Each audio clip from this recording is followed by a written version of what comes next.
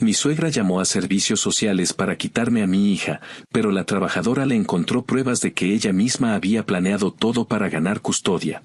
Nunca pensé que mi ex suegra pudiera llegar tan lejos, pero supongo que cuando una persona está obsesionada con salirse con la suya, ya no le importa si arruina vidas en el proceso. Siempre supe que Linda me tenía atravesada desde que quedé embarazada, aunque jamás lo dijo directamente, lo dejaba caer en comentarios disfrazados de preocupación. Como cuando decía que yo tenía demasiado carácter para ser madre o que Emma merecía estabilidad, como si trabajar turnos dobles fuera un crimen y no la forma en la que mantenía un techo sobre nuestras cabezas. Cuando me separé de su hijo, la situación empeoró. Él nunca quiso más responsabilidades que las estrictamente obligatorias y aún así Linda me acusaba a mí de alejarlo. Dejó de pagar manutención 3 veces y cuando lo enfrentaba, su mamá salía con la tontería de que yo debía entender que los hombres también se saturan. Yo tenía 24 años, una hija pequeña y 2 empleos, pero aparentemente la saturada era él. Durante un buen tiempo me limité a aguantar sus indirectas porque prefería mantener la paz por el bienestar de Emma. La niña siempre quiso a su abuela y no veía razón para interrumpir esa relación mientras no se metiera en mi crianza. Pero Linda poco a poco empezó a cruzar líneas. Si me veía llegar cansada, comentaba que no era justo para Emma tener una mamá que trabajaba tanto. Si Emma tenía un berrinche como cualquier chiquita de su edad, Linda empezaba con que quizá necesitaba una figura más estable. Y cuando yo ponía límites, se hacía la víctima y lloraba porque las madres jóvenes se creen perfectas. Nunca fui perfecta, pero siempre he sido responsable. Ese detalle, al parecer, no entraba en su cabeza. Las cosas se volvieron más tensas cuando cumplí 27 años y por primera vez sentí que tenía algo de estabilidad. Había conseguido un empleo más estable, tenía un horario menos asesino y estábamos finalmente respirando un poco. Emma iba a la escuela feliz, estaba inscrita en un programa de lectura y tenía amigas. La vida era sencilla pero tranquila. Y entonces Linda pareció decidir que ese era el momento ideal para intentar joderlo todo. Primero empezó a pedirme que le dejara a Emma más seguido para que la niña descansara de tanto movimiento. Le expliqué que Emma estaba bien, que tenía su rutina y que verla los fines de semana era suficiente.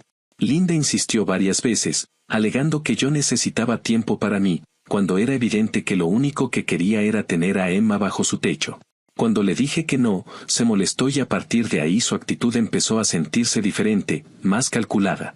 Ya no eran comentarios sueltos, era como si estuviera tomando notas de cualquier cosa que pudiera usar en mi contra. Un día de la primera semana de septiembre, tocó mi puerta una trabajadora social. Me dijo que habían recibido un reporte anónimo diciendo que yo dejaba sola a Emma, que no había comida suficiente en casa y que había indicios de negligencia. Sentí un golpe en el estómago. Fue como si toda la sangre me cayera en los pies. La trabajadora social habló con calma y me explicó que tenían que revisar mi hogar y hablar conmigo. Me moría de la vergüenza, del miedo y de la impotencia, pero la dejé pasar. La casa estaba en orden, como cualquier hogar donde vive una niña inquieta, juguetes en la sala, dibujos en la mesa, una pila de ropa limpia esperando doblarse. Revisó la cocina, habló conmigo, habló con Emma, revisó el refrigerador. Todo normal. No entiendo cómo seguí respirando mientras ella lo hacía porque yo estaba convencida de que un reporte así podía arruinarme la vida aunque fuera falso. Antes de irse, la trabajadora me preguntó si tenía alguna idea de quién podría haber hecho el reporte. No quería decirlo, pero lo dije. Le conté sobre Linda, sobre su insistencia y sobre sus comentarios. La trabajadora no dijo nada concreto, solo anotó algo y se despidió de manera muy respetuosa, pero había algo en su cara, una mezcla entre incredulidad y sospecha, que me hizo pensar que ese no había sido un reporte cualquiera. Pasaron 2 semanas. Yo caminaba con un nudo permanente en el estómago, esperando que tocaran la puerta otra vez o que alguien de la escuela me llamara. No le dije nada a mi ex porque él nunca fue ayuda en nada, y porque sé con certeza que Linda lo habría usado para manipularlo y ponerlo de su lado. Me limité a vivir con miedo, intentando que Emma no notara nada. La segunda visita llegó a finales de mes. La misma trabajadora social regresó, pero esta vez su actitud era distinta. Me explicó que, durante la revisión del caso, habían recibido mensajes de la misma persona que había hecho el reporte y que esos mensajes contenían inconsistencias muy obvias. Uno de ellos mencionaba textualmente que Emma no estaba en peligro, solo necesitaba vivir con alguien más responsable. La trabajadora lo mencionó con un tono casi irónico, como si supiera perfectamente lo absurdo que era. Luego me dijo que algunas fotos enviadas como supuesta evidencia habían sido editadas y que incluso la fecha estaba alterada. Me quedé helada. Yo no soy investigadora, pero hasta yo puedo reconocer que eso ya no es preocupación, es una vendetta personal. Mientras hablábamos, la trabajadora me dijo algo que todavía me da escalofríos. Me contó que la persona que hizo el reporte también había pedido formalmente que consideraran retirarme la custodia y evaluaran a Linda como cuidadora principal. Sentí que me arrancaban el aire de los pulmones. No podía creer que tuviera tanta sangre fría. No era solo chisme, no era molestia, era un intento serio de sacarme a mi hija. Salió de mi casa diciéndome que yo estaba bien, que no había nada preocupante en mi hogar y que ahora el caso tomaba un rumbo diferente. No dijo más, pero supuse que se refería a Linda. Esa noche me costó dormir. Miré a Emma mientras dormía abrazada a su muñeco favorito y pensé que, si esa mujer hubiera tenido un poco más de inteligencia o si la trabajadora social hubiera sido menos competente, podría haber perdido lo más importante de mi vida sin haber hecho nada malo. Y ahí, mientras la escuchaba respirar, supe que no iba a dejar que Linda volviera a pisar mi casa como si nada. Supe que si quería guerra, yo iba a defenderme. No porque quiera venganza, sino porque estoy harta de que me tomen por pendeja y porque nadie, absolutamente nadie, va a arrancarme a mi hija. Jamás. Actualización 1. Pasaron cerca de 3 semanas desde que la trabajadora social regresó aquella segunda vez y confirmó lo que yo ya sospechaba. Linda no solo estaba obsesionada, estaba dispuesta a saltarse cualquier límite con tal de demostrar que yo era una mala madre. Yo pensé, ingenuamente, que con la intervención de servicios sociales y la evidencia de que todo estaba en orden, la situación se calmaría un poco. Imaginé que Linda, al verse expuesta, bajaría el tono y se escondería un tiempo, como suelen hacer las personas que se dan cuenta de que se metieron en problemas más grandes de lo que pueden manejar. Pero Linda no es como la mayoría. Linda no se detiene, no reflexiona, no se corrige. Linda empuja hasta que algo se rompe. Lo que no sabía en ese momento era que lo que estaba por romperse ya no era mi paciencia, sino su credibilidad. Lo supe una tarde, mientras regresaba del trabajo y encontraba a Emma viendo sus caricaturas en la sala como si nada en el mundo pudiera afectarla. Fue ahí cuando recordé que yo, aunque estaba metida en un torbellino emocional, tenía que mantenerme firme por ella. No podía permitirme perder el enfoque, porque si algo aprendí en esas semanas era que la estabilidad de Emma dependía completamente de mi capacidad para no caer en provocaciones. Sin embargo, el universo parecía empeñado en ponerme a prueba. Un par de días después de ese momento de falsa calma, la trabajadora social volvió a tocar mi puerta. Dijo que necesitaba hablar conmigo sobre nuevos acontecimientos. Esa frase me revolvió el estómago y me preparé mentalmente para otra ronda de sustos. Me pidió permiso para sentarse en la mesa y yo acepté, intentando aparentar normalidad mientras mi cabeza corría 1000 kilómetros por hora. Emma estaba en su cuarto y la trabajadora me dijo que prefería que la niña no escuchara. Eso, de entrada, me puso nerviosa. Ella empezó explicándome que, después del segundo reporte fallido, la agencia había decidido poner especial atención a cualquier otra denuncia relacionada conmigo, por si Linda intentaba algo más. Y claro que lo intentó, porque lo que me contó después no solo sonaba ridículo, sino también desesperado. Resulta que días antes recibieron un tercer reporte anónimo, esta vez indicando que yo supuestamente tenía problemas con el alcohol y que mis vecinos habían visto botellas tiradas afuera de mi puerta. La trabajadora social sabía desde el inicio que algo no cuadraba, pero aún así enviaron a un empleado a hacer una revisión exterior del edificio. Lo que encontraron fue más patético que incriminatorio. Una bolsa con latas y botellas acomodada de manera tan torpe y evidente que parecía sacada de una mala película. Y lo peor para Linda es que una de mis vecinas había grabado a alguien dejando esa bolsa frente a mi puerta a plena luz del día.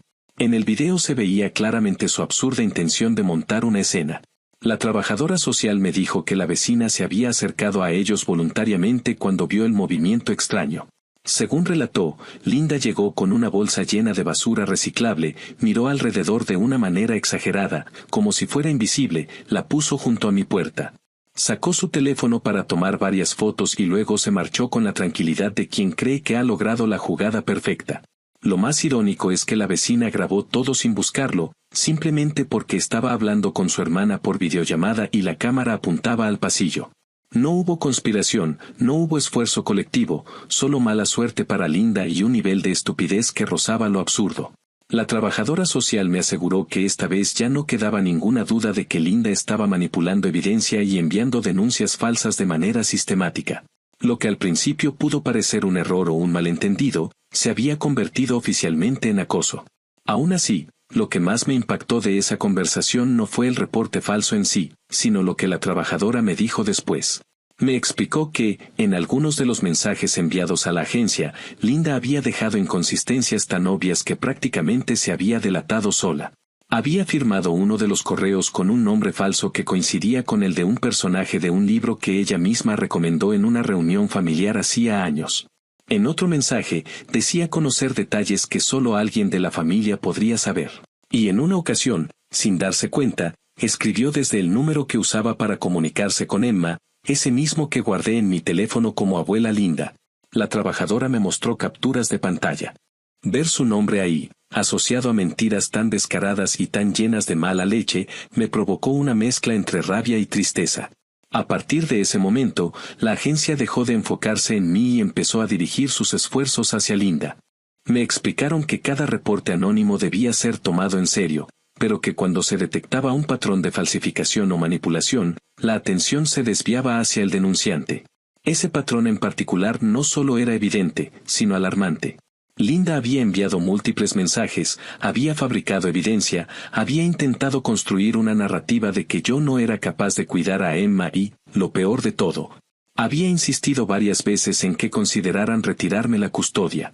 Yo no sabía si llorar de impotencia o agradecer que todo hubiera salido a la luz antes de que una de sus locuras escalara aún más. El colmo vino cuando la trabajadora me informó que Linda no solo había enviado esos correos, sino que también había intentado contactar a 2 de mis compañeras de trabajo. Les mintió diciendo que era parte de una evaluación rutinaria y que necesitaba saber si yo llegaba al trabajo en condiciones cuestionables o si había mencionado problemas personales que pudieran impactar negativamente en el bienestar de mi hija.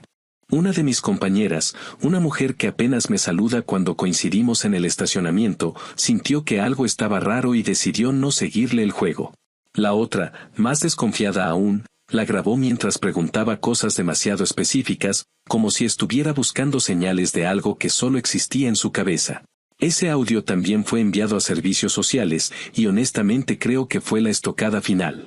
Con toda esa información acumulada, la trabajadora social me dijo que la agencia había reclasificado el caso. Ya no estaban evaluando mi hogar, ahora estaban evaluando el comportamiento de Linda. Me recomendó limitar el contacto entre ella y Emma y considerar seriamente establecer restricciones legales. Me dijo que no podía darme detalles exactos de lo que harían, pero dejó muy claro que la situación ya no era vista como una preocupación legítima sobre el bienestar de la niña, sino como un intento deliberado de interferencia y acoso. Cuando cerré la puerta después de despedirla, me quedé un rato apoyada en la madera, con una sensación extraña recorriéndome el cuerpo. Por una parte me sentía aliviada porque todo lo que sabía en el fondo estaba siendo finalmente reconocido por una autoridad. Pero por otra, me invadía una furia fría.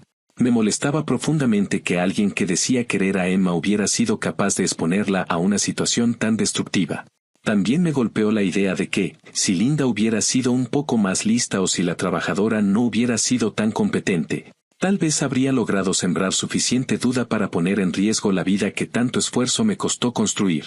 Esa noche, mientras Emma dormía y yo trataba de organizar mis ideas, supe que ya no estaba tratando con una suegra entrometida. Estaba lidiando con alguien que había decidido convertirme en un enemigo. Y aunque nunca he sido una persona confrontativa, entendí que ya no podía seguir manejando esto con paciencia. No se trataba solo de proteger mi reputación, sino de proteger a Emma de una mujer que parecía incapaz de distinguir entre amor y control. A partir de ese día, dejé de preguntarme qué haría Linda a continuación y comencé a prepararme para lo que tuviera que venir. Nunca pensé que la venganza se fuera a escribir sola, pero con Linda empujando tan fuerte, parecía que era cuestión de tiempo para que su propia mentira la alcanzara de frente. Actualización 2. Pasaron un par de meses después de aquella conversación en la que la trabajadora social prácticamente me confirmó que Linda había dejado de ser simplemente una figura incómoda en mi vida para convertirse en un problema real. Que el sistema empezaba a mirar de frente. Durante ese tiempo traté de que mi vida regresara a una rutina normal, o lo más parecido posible a eso, pero era imposible dejar de estar alerta. No vivía con miedo, exactamente, pero sí con una sensación permanente de que algo más podía venir. No sabía si Linda iba a intentar acercarse a Emma en la escuela, si iba a buscar a mis vecinos para sonsacar información o si intentaría enviar otro reporte. Yo no confiaba en que se hubiera detenido, simplemente estaba esperando a ver por dónde estallaría su siguiente locura. Y aunque pasaban los días sin novedades, aquel silencio no se sentía como paz, sino como el breve respiro antes de que alguien vuelva a empujar la puerta con fuerza. La confirmación de que efectivamente algo grande se estaba cocinando llegó una mañana de finales de noviembre, cuando recibí una llamada de la misma trabajadora social. Su tono era formal, pero no distante, más bien transmitía esa sensación de que estaba a punto de darme información que no podía aplazar. Me pidió que pasara por su oficina ese mismo día, que quería revisar conmigo el estado actual del caso. No explicó nada más, pero la forma en que lo dijo me hizo sentir que esa reunión no era una simple actualización administrativa. Dejé a Emma en la escuela, avisé en mi trabajo que llegaría un poco tarde y fui. Al llegar, me hicieron pasar a una sala donde la trabajadora estaba acompañada de otra mujer, una supervisora a quien había visto brevemente en la segunda visita a mi casa. No supe de inmediato si eso era una buena señal o una mala, pero mi cuerpo se tensó. Me ofrecieron asiento y después de unos segundos de formalidades, comenzaron a exponer los resultados de la investigación que habían estado realizando sobre Linda. Me explicaron que, una vez que se detecta un patrón claro de denuncias falsas, la agencia está obligada a iniciar un procedimiento interno para determinar si el denunciante está actuando con mala fe, con fines de manipulación o incluso con intención de causar daño. En el caso de Linda, según ellas, cada una de esas categorías aplicaba. Me mostraron documentos donde aparecían las fechas exactas de los 3 reportes, los mensajes que Linda envió, la evidencia manipulada y los testimonios de mis vecinas y compañeras de trabajo. Verlo todo junto, ordenado y detallado, me provocó una mezcla entre indignación y alivio. Yo había vivido cada una de esas situaciones con miedo y frustración, pero verlas escritas de forma tan objetiva hacía que quedaran expuestas sin posibilidad de reinterpretación ni excusas. La supervisora me explicó que Linda había cometido lo que ellos llamaban una interferencia intencional con un proceso de protección infantil, algo que aunque no siempre termina en cargos criminales, sí se toma muy en serio porque consume recursos que deberían destinarse a casos reales. Linda no solo había mentido, sino que había repetido la mentira, la había ampliado y la había sostenido con actos concretos como fabricar evidencia y presionar a terceros. Lo que más les alarmó, según dijeron, fue que ella insistiera tantas veces en que debía considerarse quitarme la custodia. Me contaron que, en algunos mensajes, Linda hablaba de Emma como si fuera un asunto familiar pendiente, como si yo fuera un obstáculo temporal. Había frases donde decía que Emma necesita orden y estructura, cosas que su madre no puede darle, o que yo puedo ofrecerle una vida mejor, aunque su madre no quiera aceptarlo. Una de esas frases estaba escrita con tal convicción que la supervisora me miró antes de leerla, quizás para prepararme. Linda había escrito que Emma está destinada a estar conmigo, no con ella. Sentí que me apretaban la garganta desde dentro. En ese momento me explicaron que ya no había duda de que Linda estaba intentando interferir con mi rol como madre, no por preocupación genuina, sino por una fijación personal que ellos consideraban peligrosa. La agencia había decidido que Linda debía ser incluida en un registro interno como persona que realizó denuncias maliciosas, lo cual significaba que cualquier futuro reporte suyo sería automáticamente tratado como sospechoso. Además, debido a la gravedad del patrón, habían enviado un informe a la fiscalía local para que evaluara la posibilidad de abrir un caso. No me aseguraron que eso fuera a terminar en cargos formales, pero dejaron claro que la decisión ya no dependía de ellos.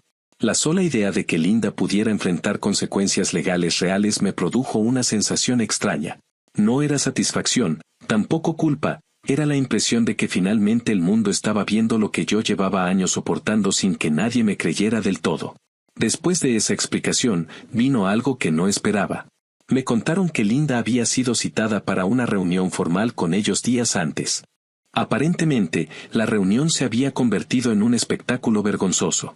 Al inicio intentó fingir preocupación, diciendo que su único interés era el bienestar de Emma y que una madre tan joven puede cometer errores por inexperiencia. Pero cuando la trabajadora comenzó a mostrarle fragmentos de sus propios mensajes, Linda cambió de tono. Negó haber escrito algunos, se indignó con otros y, cuando le señalaron que la evidencia estaba verificada, explotó. Me relataron que al verse acorralada terminó gritando que yo era una irresponsable, que Emma estaría mejor con ella, que yo no sabía criarla y que nadie puede negar que yo sería una mejor figura materna. Fue un comentario tan descarado que la supervisora me confesó que tuvo que contenerse para no decirle algo que después lamentaría. Cuando Linda vio que nadie compraba su historia, intentó victimizarse y comenzó a llorar, acusando a la agencia de perseguirla injustamente y de ignorar su instinto de abuela.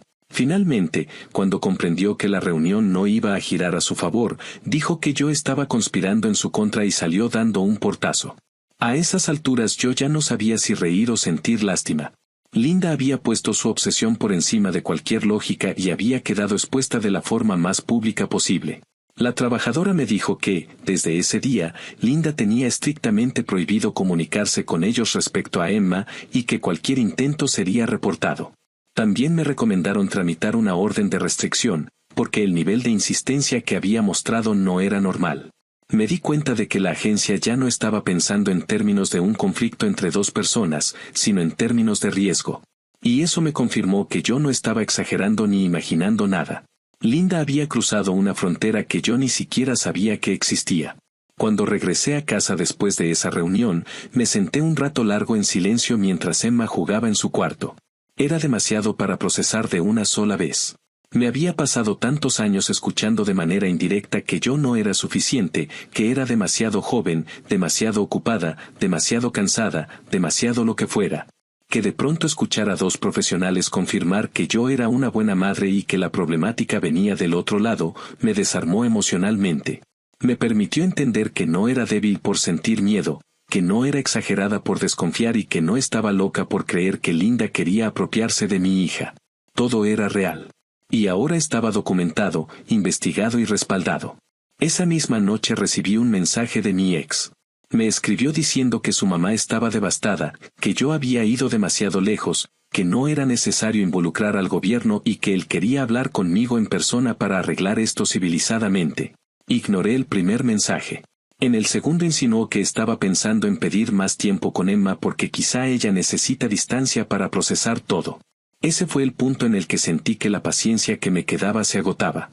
Yo sabía perfectamente que Linda era la autora de toda esta locura, pero mi ex, sin ser tan activo, era igual de irresponsable por permitir que su mamá se metiera de esa forma en la vida de Emma.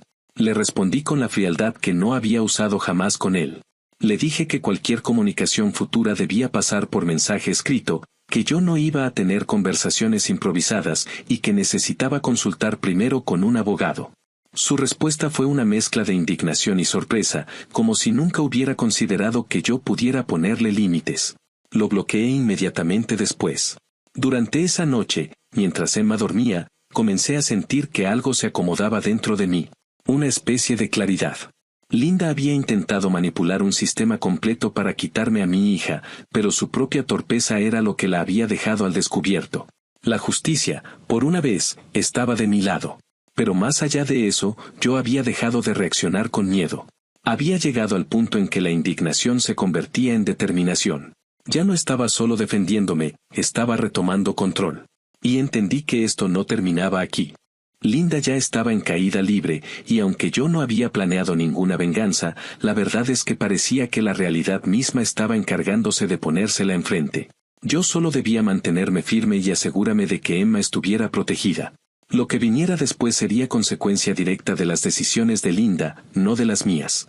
Y aunque aún no lo sabía con certeza, empezaba a sospechar que lo peor, para ella, estaba por venir. Actualización final.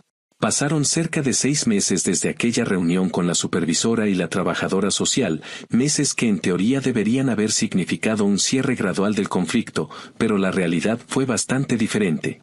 No porque Linda siguiera intentando cosas, porque después de su arrebato en la reunión formal no volvió a contactar directamente a la agencia, sino porque el impacto de todo lo ocurrido se quedó conmigo más tiempo del que pensé. Era como si mi mente estuviera dividida en dos, una parte seguía con mi vida cotidiana, llevando a Emma a la escuela, trabajando, manteniendo la casa en orden. La otra seguía repasando cada detalle de lo que Linda había hecho, cada mentira, cada intento de manipulación, cada riesgo innecesario al que expuso a mi hija.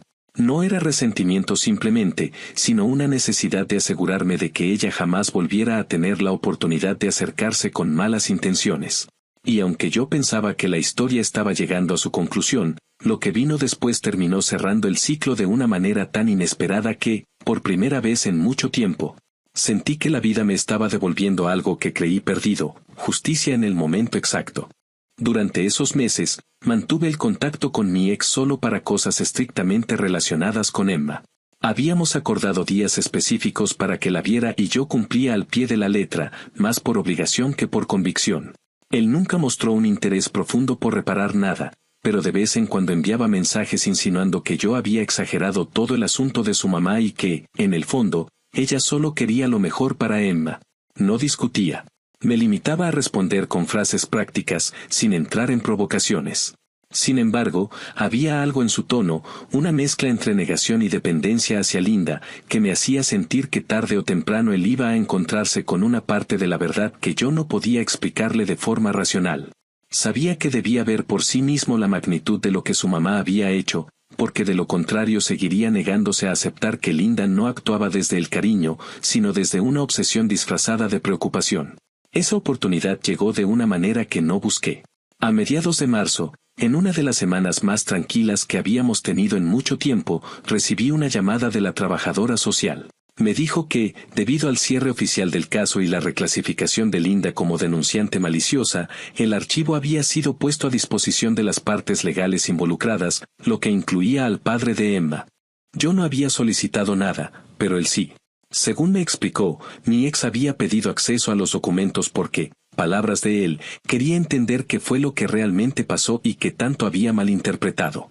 No sabía si reírme o preocuparme, pero la trabajadora social me tranquilizó diciendo que era un derecho del padre y que, al ser información del caso de su hija, la agencia estaba obligada a mostrarle los reportes, siempre que se mantuviera la confidencialidad correspondiente. No le di muchas vueltas. Si él quería conocer la verdad, que lo hiciera. Ya estábamos demasiado lejos como para que yo intentara suavizar algo. 3 días después, llegó a mi casa sin avisar. Tocó la puerta con una insistencia que nunca le había visto y cuando abrí, su rostro parecía una mezcla de shock y vergüenza que no supe interpretar de inmediato. Apenas entró, me dijo que necesitaba hablar conmigo de frente y que lo que había leído lo había dejado en un estado que no sabía describir. Lo dejé pasar, más por curiosidad que por disposición a escucharlo. Se sentó en el sofá y se quedó unos segundos con las manos en la frente antes de empezar a hablar. Me dijo que había leído cada reporte, cada mensaje, cada análisis de la agencia, cada nota interna, y que no podía creer que su mamá hubiera llegado tan lejos. Dijo que una cosa era que yo dijera que Linda se metía demasiado y otra muy distinta era ver la evidencia escrita, las fechas, las fotos manipuladas. Los mensajes en los que ella aseguraba que Emma estaría mejor con ella y que yo no tenía la madurez adecuada para ser madre. Hubo un momento en el que incluso dijo que no sabía cómo no lo había visto venir, considerando lo controladora que había sido toda su vida con él también. Lo escuché en silencio. No porque quisiera hacerlo sentir mal, sino porque había algo liberador en el hecho de que yo no tuviera que convencerlo de nada. Era él, por primera vez, confrontándose con la persona que siempre defendió sin cuestionamientos. En algún punto, levantó la mirada y dijo que lo que más le había afectado era leer las conclusiones finales de la agencia, donde decía que Linda representaba un riesgo potencial para la estabilidad emocional de Emma y que cualquier intento futuro de involucrarse en decisiones sobre su custodia debía considerarse con cautela. Dijo que ver eso le hizo sentir una culpa profunda, como si hubiera contribuido a que esa mujer se sintiera con derecho a intervenir en nuestras vidas. Luego confesó que Linda le había pedido dinero hacía unas semanas para supuestos gastos legales, asegurando que yo estaba intentando destruirla y que necesitaba ayuda desesperadamente. Él, sin saber qué creer, había empezado a dudar de mí otra vez. Pero después de leer el expediente, se dio cuenta de que Linda había mentido también sobre eso. Cuando terminó de hablar, hubo un silencio incómodo entre los dos. No porque quedara algo pendiente, sino porque estábamos reconociendo que, aunque él hubiera contribuido indirectamente a la situación por su pasividad, yo ya no tenía interés en reclamarle nada. Me pidió disculpas, de una forma más sincera que cualquier otra vez. No lo interrumpí. Me dijo que iba a cortar contacto con su mamá por un tiempo, que no quería que Emma estuviera expuesta a alguien capaz de actuar de esa forma. Yo también quedé en silencio, procesando esa frase, porque era la primera vez que él reconocía a Linda como un peligro, no como una figura incomprendida. Le dije que Emma podía seguir viéndolo, siempre que respetara los límites establecidos. Después de eso, se fue, y aunque no volví a verlo en semanas, sentí que esa conversación había cerrado una puerta que llevaba años entornada. El golpe final, el que jamás vi venir, ocurrió unas semanas después. Me llamó la trabajadora social nuevamente, pero esta vez su tono era sorprendentemente ligero. Me dijo que la agencia había seleccionado el caso de Linda como parte de un programa de capacitación interna y que usarían la documentación como ejemplo de cómo detectar denuncias maliciosas antes de que escalen. Me aseguró que mi nombre y el de Emma serían omitidos en cualquier presentación y que la información sensible sería protegida. Pero que el comportamiento de Linda servía como caso perfecto de un patrón que necesitaban enseñar a sus trabajadores. Me quedé un segundo en silencio porque no sabía si reírme o agradecerlo. La ironía era demasiado perfecta. Linda había intentado construir una narrativa donde yo era una madre incompetente, y ahora terminaría convertida en un ejemplo institucional de manipulación y mala fe. Esa llamada cerró algo dentro de mí. No porque quisiera burlarme de Linda o porque me alegrara su caída, sino porque sentí que el universo había puesto las cosas donde correspondían. Las consecuencias no las provoqué yo, sino ella misma, en cada paso que dio con prepotencia, con obsesión y con una convicción tan equivocada que terminó demoliendo su propia credibilidad. Yo solo me limité a resistir y a proteger a mi hija. Después de tanto tiempo sintiendo que estaba peleando sola, fue casi extraño ver que la verdad se acomodaba sin que yo tuviera que mover un dedo. Esa noche, mientras Emma dormía abrazada a su muñeco, pensé en todo lo que habíamos pasado. La vi respirar tranquila y entendí que, aunque Linda creyó que podía arrebatármela usando mentiras, lo que realmente logró fue alejarla definitivamente de la única familia que había intentado manipular su vida desde las sombras. Yo, en cambio, no necesité inventar nada, ni exagerar, ni buscar testigos. Solo necesité ser la madre que siempre he sido y dejar que Linda cavara su propio hoyo. Y lo hizo, con la dedicación que solo tienen las personas que confunden control con amor. Al final, no tuve que empujarla. Ella solita saltó. Y así fue como la venganza, sin que yo la planeara, se escribió sola. Una venganza silenciosa y contundente, basada únicamente en la verdad. Una verdad que finalmente salió a la luz y dejó claro que Emma nunca estuvo en peligro conmigo, sino de quien decía querer salvarla.